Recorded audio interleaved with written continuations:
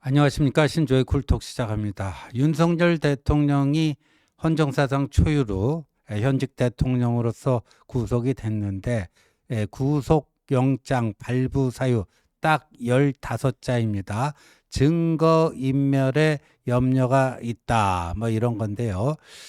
이재명의 구속영장 기각 사유가 600자였는데 그 600자의 40분의 1분이 안 되는 겁니다. 그런데 어떤 부분에서 증거인멸에 염려가 있었다고 차은경 판사가 그렇게 생각을 했겠는가? 그 점을 지금 살펴보도록 하겠습니다. 이 윤 대통령의 구속영장 실질심사는 한 5시간에 걸쳐서 진행이 됐습니다. 오후 2시에 시작해서 저녁 7시가 넘어서 이렇게 끝났는데요. 이 5시간 동안 차은경 부장판사가 윤 대통령에게 딱 하나 질문을 던진 게 있습니다. 그게 바로 이 차은경 판사가 증거인멸의 염려가 있다라고 판단한 근거가 되지 않았을까 이렇게 추정이 되는데요. 윤 대통령이 그날 영장실질심사에서 2차례의 발언 기회를 얻었습니다. 공수처 측의 프리젠테이션 70분 있었고요. 그 다음에 변호인 측의 프리젠테이션, 반박 프리젠테이션 또 70분 있었습니다. 그 다음에 윤 대통령이 발언 기회를 얻어서 한 40분 동안 왜 비상계엄을 발동하게 되었는지 감정 변화 없이 덤덤하게 얘기를 했습니다. 그런데 차은경 판사가 윤 대통령에게 질문을 던진 거는 두 번째 윤 대통령의 발언 때인데 5분 정도 최후 진술을 할 때였어요. 이렇게 물어봤습니다. 비상입법기구란 것이 구체적으로 무엇입니까? 계엄 선포 이후에 비상입법기구를 창설할 의도가 있었습니까? 이렇게 물어봤습니다. 처음이자 마지막이었던 딱 하나의 질문이었습니다. 그런데 이 비상입법기구라는 표현은 어디서 등장하는가? 12월 3일 비상계엄 발표 직전에 국무회의가 긴급 개최가 돼가지고 거기서 그 국무회의에서 윤 대통령이 당시 최상목 경제부총리에게 건네준 그 쪽지의 내용에 비상입법기구라는 게 나옵니다. 비상입법기구라는 게 나오는데 이게 뭐냐면은 간단히 생각하면 전두환 정권 시절에 국가보위 입법회의, 국보위라고 하는 거죠. 국회의 기능을 무력화시키고 별도의 입법기구, 비상입법기구, 국보위를 만들어갖고 그렇게 한 건데 그것과 유사한 게 아니냐. 그렇다면은 만약 이 비상입법기구를 만들 계획이 있었다면은 이거는 국헌문란 목적의 내란죄가 성립될 수 있는 결정적인 증거가 된다 하는 점에서요. 이 비상입법기구, 이 표현이 들어가 있는 최상목에게 건넨 쪽지, 이게 어찌 보면요. 윤석열 대통령의 내란죄가 성립되느냐 아니냐를 가르는 이 핵심적인 증거, 스모킹건이 되지 않겠는가 하는 것입니다. 그런데 윤 대통령은 차은경 판사의 그 질문에 대해서 이렇게 답을 했습니다. 김용현이 쓴 것인지 내가 쓴 것인지 기억이 가물가물하다. 그러니까 A4 용지 한 장 썼다라는 것은 직접 썼다라는 것 같은데 그 내용을 김용현이 쓴 것인지 내가 쓴 것인지 가물가물하다. 기억이 가물가물하다. 그러면서요. 비상입법기구를 제대로 할 생각은 없었다. 제대로 할 생각이 없었다. 이렇게 얘기하는 것은 그래도 어느 정도 생각이 있긴 있었다. 근데 뭐 그냥 뭐 그런 정도 뭐 생각을 해봤을 뿐이지 그걸 실제로 제대로 할 생각은 없었다. 뭐 이렇게 또 해명을 했습니다. 그랬더니 차은경 부장판사가 다시 묻습니다. 비상입법기구가 국회의 기능을 대신하는 것이냐? 정확히 어떤 성격이냐? 이렇게 물었더니 윤 대통령이 정확히 기억이 나지 않는다. 이렇게 답을 했거든요. 왜냐? 내란죄는요, 목적범입니다. 목적범. 국가 권력을 배제하거나 국헌을 물러나게 할 목적으로 폭동을 일으킨 경우, 이런 경우에 형법 제87조의 내란죄가 성립이 되는데, 헌법기관인 국회의 권능 행사를 불가능하게 만들려고 하는 목적이 있었다. 그러면 되는 거예요. 그래서 요 비상입법기구, 그 다음에 최상목에게 건넨 쪽지, 이런 건데요. 이것과 관련해서요, 그간 제가 쭉 조사를 해봤더니요, 각종 언론에서요, 단독 기사를 여러 차례에 걸쳐서 쏟아냈습니다. 이 최상목 쪽지와 관련해서 제일 먼저 단독 기사를 낸 곳은 YTN이었네요. 볼까요? 작년 12월 22일입니다. 이때 YTN 보도를 보면요, 12월 3일 밤 비상계엄을 심의한 국무회의 직후라고 그랬어요. 국무회의 직후에 윤 대통령이 최상목 경제부총리에게 그 A4 용지 한 장을 건넸다 하는 거고요. 최상목 그 경제부총리가요, 경찰 특별수사단에 참고인 신분으로 나가서 조사를 받았는데, 그 자리에서 대통령으로부터 받은 A4 용지 한 장짜리 문건 원본을 제출을 했다. 경찰 특별수사단에요. 근데 YTN은요, 그 내용에 대해서 지금 이 순간부터 국회 운영비를 끊어라. 비상계엄 입법부 운영 예산을 짜라. 그런 대통령의 지시가 담겨 있었다. 그러면서요, 원래 국회 예산이 그 다달이 매달 기재부에 신청을 해서 받습니다. 국회 운영비는요. 근데 그 운영비를 끊으라는 지시는 국회가 또 운영비 신청을 하면은 기재부에서 오케이 해주지 말아라 하는 거다. 그러면 이게 국회를 국회 돈줄도 끊어버리겠다. 뭐 이런 거다 하는 게 이제 YTN의 첫 보도였습니다. 두 번째 보도는요, JTBC가요, 12월 30날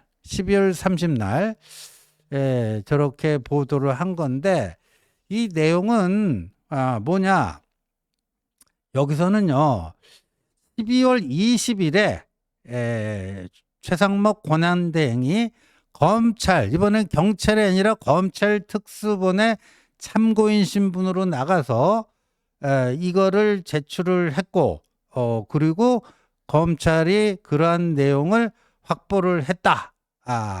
쪽지를 검찰 특별수사본부가 확보를 했는데, 그 내용은 비상계엄 입법기구의 예비비를 마련하라. 그러니까 첫 번째 YTN 보도가요, 국회의 운영비를 끊어라, 이거였다면, 두 번째 JTBC 보도의 핵심은 비상계엄 입법기구의 예비비를 마련하라, 이런 거였다라는 거죠. 그러면서 JTBC 역시 이게 사실이라면 전두환 때의 국보위와 비슷한 거니까 내란이 성립되지 않겠느냐, 이렇게 또 얘기를 했고요. 또 세 번째 단독 보도가 나온 게요, 한겨레, 해가 바뀌어서 1월 4일자입니다. 1월 4일자인데, 요 한겨레가 그전 두 개의 단독 기사와 다른 점은요, 국회 운영비뿐만 아니라 그 밑에 내려보면요, 두 번째 줄에 나오는데 완전 차단입니다. 국회 자금을 완전 차단, 운영비뿐만 아니라 국회에 들어가는 모든 자금을 완전히 차단하라, 이렇게 검찰 특별수사본부가 그러한 것을 파악을 했다 하면서요, 그 다음에 보면 그 두 번째 문단 두 번째 줄 중간부터요, 최상목 대행이 받은 쪽지에는 몇 가지가 있었다. 그 세모 나오죠.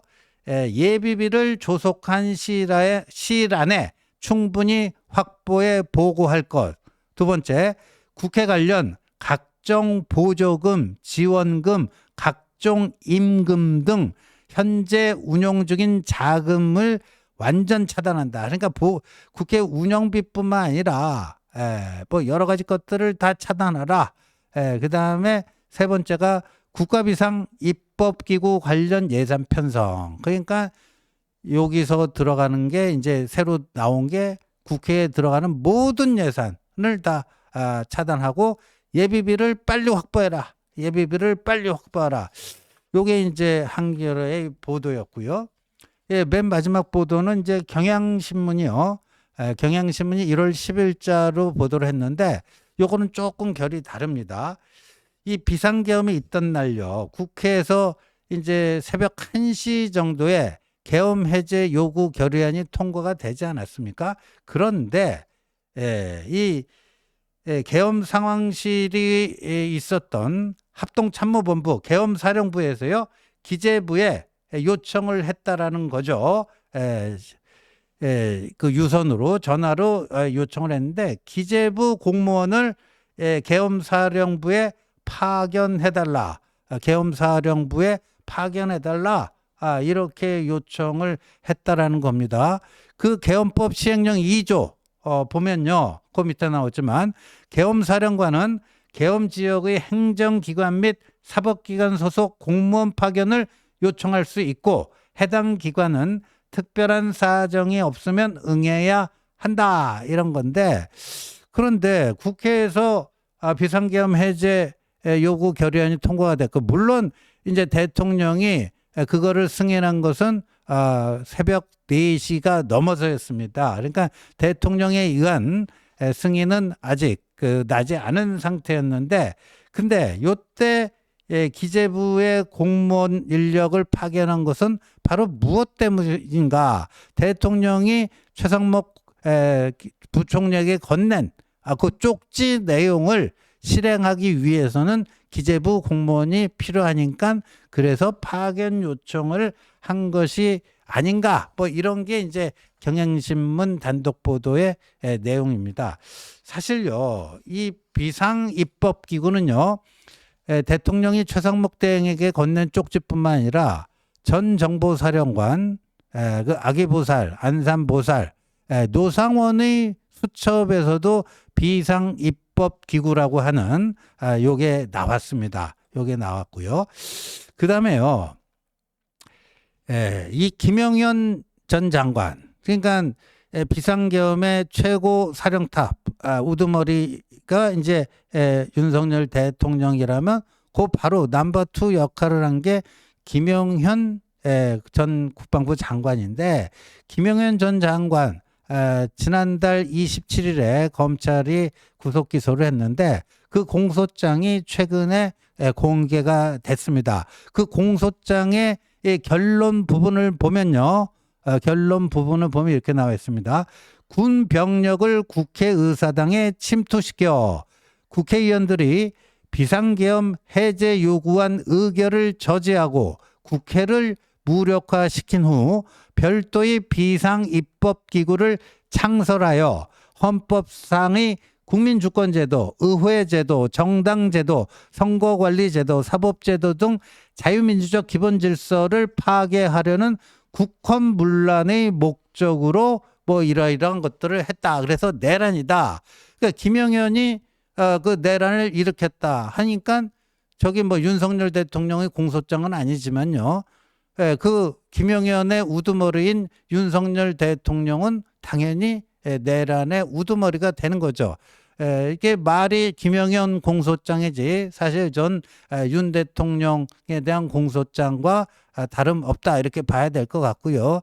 지금 이제 구속기간 20일 공수처가 한 열흘 하고 검찰로 이송한 후에 검찰이 최종적으로 2월 초 정도에 기소를 하겠지만 윤 대통령에 대한 기소장에도 저와 비슷한 내용이 실리지 않을까 이렇게 보여지는데 그래서요 이 최상목 장관에 건넨 그 한 장짜리 그 쪽지가 어찌 보면 윤 대통령의 운명을 가릴 것이 분명하다.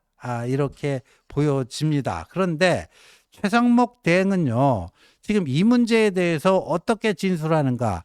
검찰에도 한번 나가고 경찰에도 한번 나가고 이렇게 참고인 조사를 받고 그 자신이 받은 그거를 제출을 한 것 같은데요. 최상목 권한대행이요. 지난달 17일에 국회 기획재정위원회 긴급 현안 질의 그때 이것과 관련된 질문을 받았습니다. 그런데 이 대통령 지시사항인데 그때요. 최상목 그 권한대 당시 부총리가 뭐라고 얘기했냐면 받긴 받았는데 그냥 바로 읽어보지 않고 양복 여기 안쪽 포켓에 주머니에 집어넣었다. 이렇게 답변을 했더니 야당 의원이 대통령 지시사항인데 그걸 바로 확인 안 해봤다는 게 좀 이상하지 않느냐. 그런데 최상목 부총리가 거기에 대해서 지시사항이 아니고 참고하라고 줬습니다. 대통령이 그 자신에게 건네면서 이거 지시사항이다 이렇게 준 게 아니라 이거 참고하라고 준 거다. 참고하라고 준 거다. 그렇게 답을 했다라고 하고요. 그날 또 이런 얘기도 했어요. 그런데 그걸 엉겹결에 안에 집어넣는데 양복 안주머니에 집어넣는데 그 쪽지가 저한테 있었다는 것을 경황이 없었던지라 제대로 그걸 기억을 못하고 있다가 나중에 그걸 발견하고는 기재부 차관보에게 가지고 있으라고 거기다 맡겨놨다는 거예요. 그런데 내용은 계엄을 전제로 한 조치사항 같다는 느낌을 받았다. 계엄을 전제로 한 조치사항 같다는 느낌을 받았다. 그런 얘기를 했고요. 또 그날 계엄을 전제로 한 조치사항이라는 느낌을 받아서 딱 이거 우리가 무시하자. 이거 우리가 무시하자.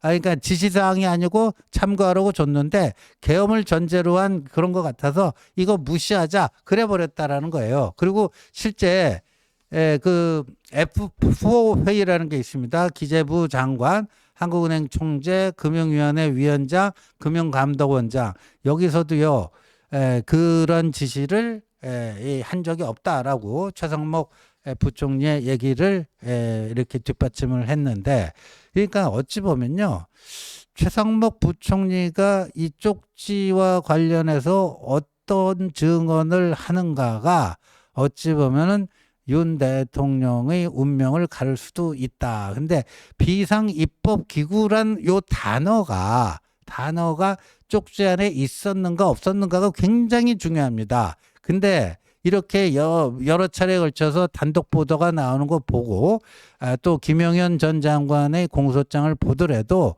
비상입법기구가 쪽지 안에 적혀 있었던 것은 거의 분명해 보입니다. 그러면 윤 대통령에게는 굉장히 불리한 그런 정황 증거가 될 수 있는데 그렇다면은 어제 그 토요일 날 영장 실질 심사 과정에서 비상입법기구 자체를 윤 대통령이 부정하지는 않았어요. 제대로 하려고 한 건 아니다. 생각은 했으나 그걸 제대로 하려고 한 건 아니다. 이런 건데 그런데 이 경우도 그럼 내란 미수 아니냐. 내란을 생각을 했는데 그걸 뭐 미수에 그친 거 아니냐. 이렇게 될 수도 있고요. 그렇습니다. 근데 윤 대통령 측 변호인들이요. 이 문제에 대해서 그 심각성을 제대로 인지 못하는 것인지 윤 대통령은 최상목 부총리에게 그 쪽지를 건네준 적이 없다. 이렇게 해명을 하고 있는데 이렇게 해명을 해서는요.